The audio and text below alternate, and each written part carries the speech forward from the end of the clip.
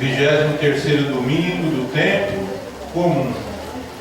Nós vemos no livro da sabedoria que sem o Espírito Santo de amor nós não conseguimos entender a vontade de Deus, né?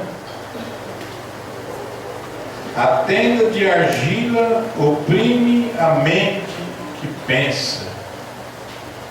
Né? Se nós formos querer entender a Deus somente com a tenda de argila que oprime o nosso cérebro, não conseguimos ir muito além.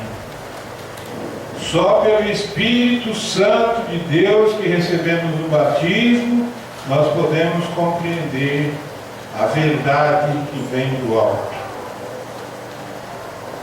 Nós podemos perceber que o Senhor, como diz no Salmo, é um refúgio para nós. E no Evangelho, na segunda leitura, fica claro isso, a carta que Paulo escreve a Filemo. Um amigo dele, que ele passa pela Ásia, um pagão, e acaba convertendo esse jovem ao cristianismo, né, a nova religião que surge.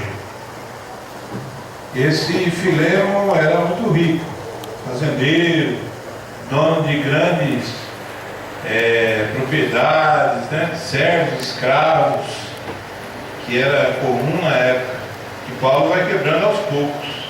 Em outra ocasião ele vai falar: não tem mais grego, nem judeu, nem escravo, nem livre, todos somos iguais na pessoa de Jesus Cristo. Acontece que o escravo Onésimo, que significa útil, faz ali uma limpa, né, pega alguma grana do patrão e foge. Primeiro que nós não nascemos para ser escravos, né? Mas era uma cultura da época. Mas o que se sabe é que ele foge, vai embora. E como nós conhecemos no Brasil, os pequenos ladrões também acabam fazendo assim, né? Rouba aqui hoje, deu certo. Os grandes não. Os grandes dão risada da gente. Como esse no Senado lá, que ficou de joelho porque os coleguinhas dele, com voto secreto, não caçaram o mandato. Reclamou falando que a boia na cadeia é ruim.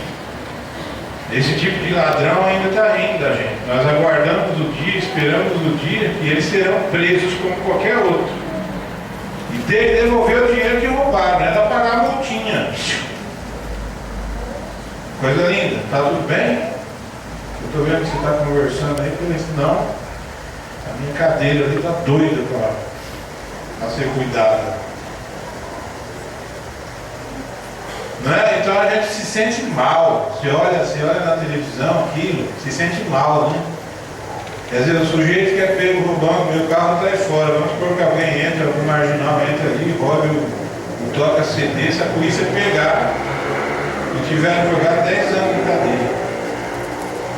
O sujeito lá em cima rouba 10 trilhões de reais, aí é pego, paga uma multinha lá de 1 milhão, aí depois vai rever a questão, o Supremo vai, cai para 500, depois cai para 300, aí vai dar uma cesta básica, aí no fim aquele genuíno, né, pede aposentadoria por invalidez.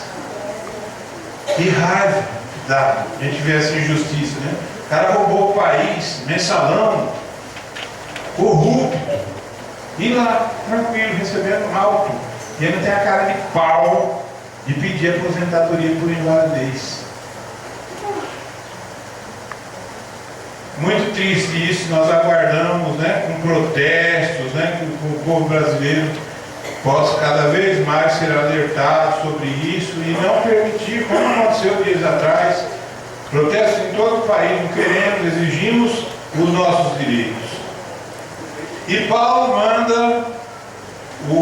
se encontra com o útil, o Onésimo na cadeia, e alguns meses os presos acabam revelando algumas coisas, né? E entre essas coisas ele revela que fugiu da casa de um patrão chamado Filemo. E Paulo: Filemo é meu amigo, tal, raso,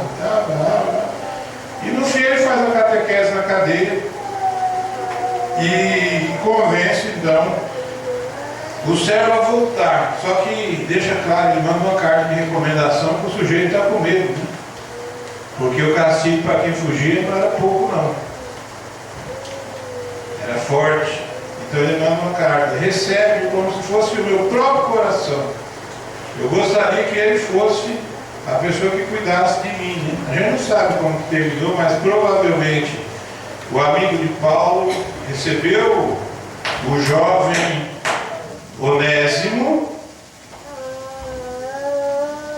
o tratou bem a pedido do irmão, por intercessão de Paulo, e com certeza o mandou de volta para suprir algumas necessidades que Paulo precisava, onde ele estava preso por causa de Jesus Cristo. Então, é isso que o Evangelho nos pede, né? O Evangelho vai nos pedir a real conversão em nome de Cristo.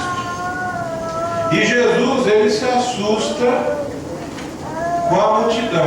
Lucas está escrevendo lá no final do primeiro século, né? Lá no 85, por aí, para a comunidade do Câmara. Lucas faz um estudo da vida de Jesus. Ele vê a multidão e na multidão, geralmente, a sabedoria dilui. Então Jesus fica meio atento, porque na caminhada de Jesus, muitas vezes a multidão segue Jesus por causa de pão, né? Não compreende. Isso até os apóstolos, com muita dificuldade, depois que eles vão compreender o que é seguir Jesus.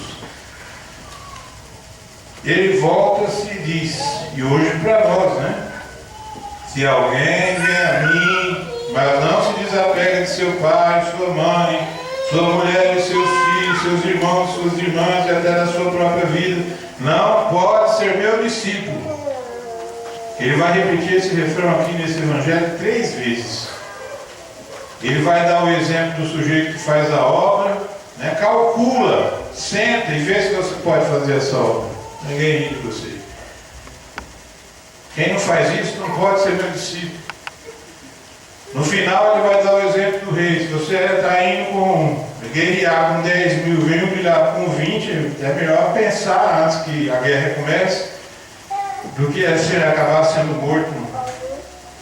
Todos os soldados praticamente, é melhor mandar negociar, mensageiros, né? Para negociar as condições de paz. E Jesus fala, do mesmo modo, portanto, qualquer um de vós, escapa ninguém, qualquer um, se não renunciar a tudo que tem, não pode ser meu discípulo. A igreja não pode ser uma fonte de renda. Nós vemos que o Papa Francisco prendeu um monsenhor que saiu de jatinho, né, com dinheiro lá para o Vaticano, está preso lá. Porque a maioria não sabe, mas o Vaticano é um país, né? É o menor país do mundo e o chefe do Estado é o Papa, né? Pedro, na pessoa de Francisco.